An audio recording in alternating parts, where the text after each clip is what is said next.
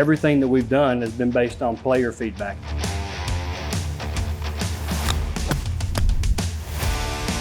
It wasn't something that we felt like, okay, we'll take a little bit of this and use our own stuff. It's like, what do you guys want? Great first impression. Looks pretty cool. I like the look. We devised this plan to where we want to visit with the players and just listen.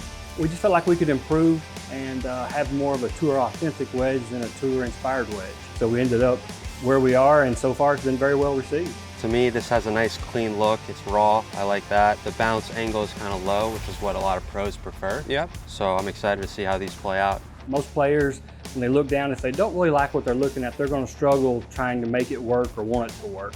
If they look down and they really, man, that's really nice looking, really pretty, then they'll give it extra time and they'll make extra effort to make it work. And so the shape was really the first thing that we dialed in.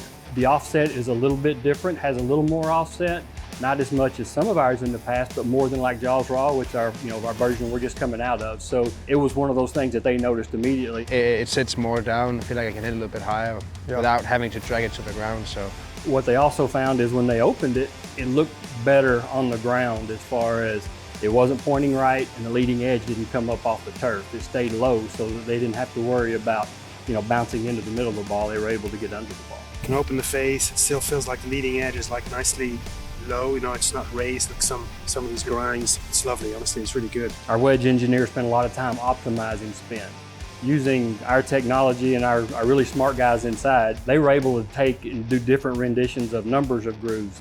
Groove aggressiveness, less aggressive, and CG location and bounce location to optimize the spin for each loft. Yeah, right there.